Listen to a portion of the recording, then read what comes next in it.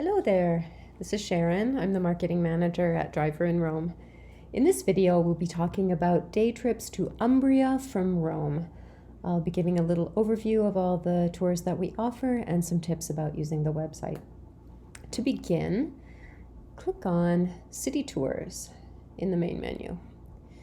You'll see that we have quite a few options here. Here we go, Rome to Umbria day trips.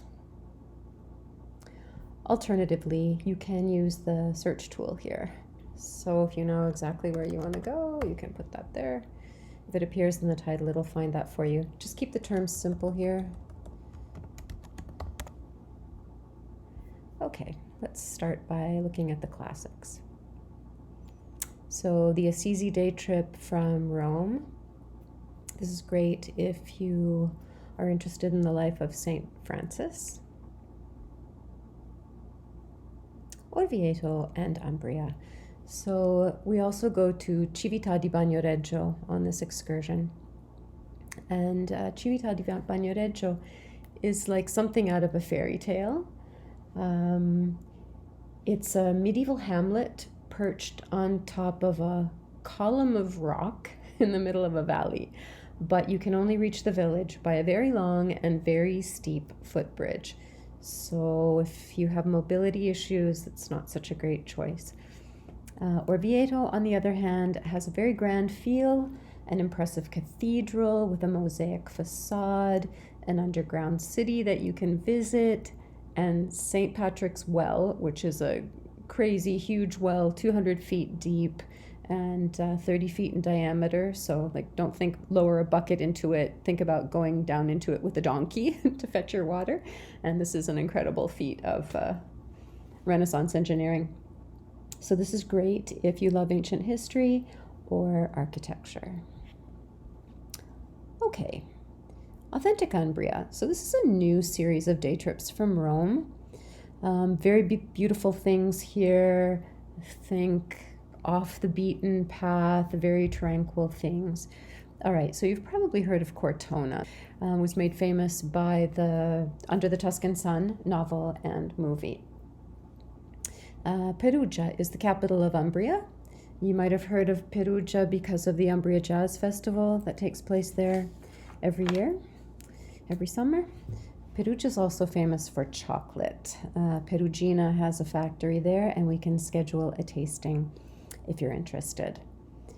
Città della Pieve. This is a very interesting hamlet. Usually you see everything made of stone in Umbria, also in Tuscany. But this city is all in exposed brick, so rather an interesting aesthetic.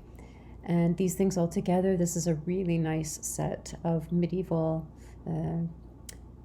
things, but contrasting. So variations on a medieval theme, let's say. Now let's talk about Spoleto, Montefalco, and Bevagna.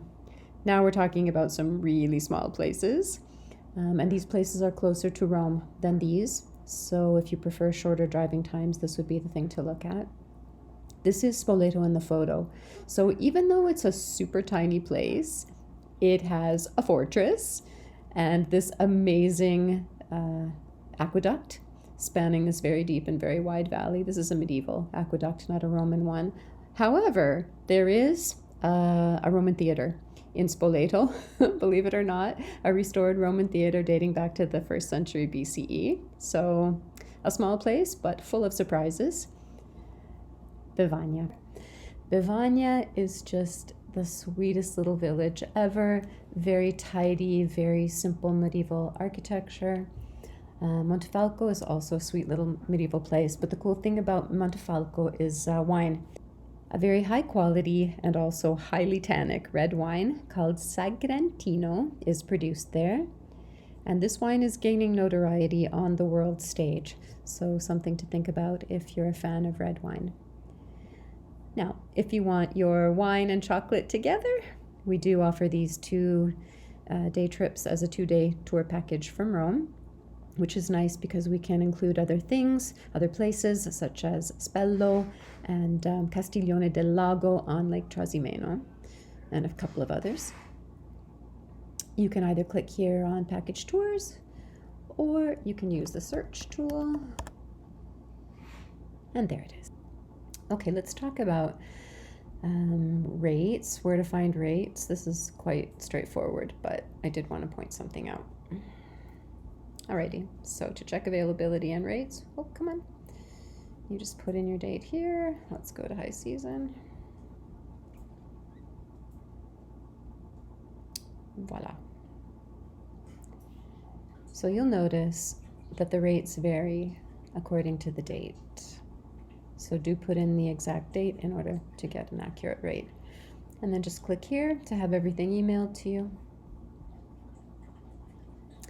If you're interested in reading up about some of these places because they're not very well known, the blog can be a great resource.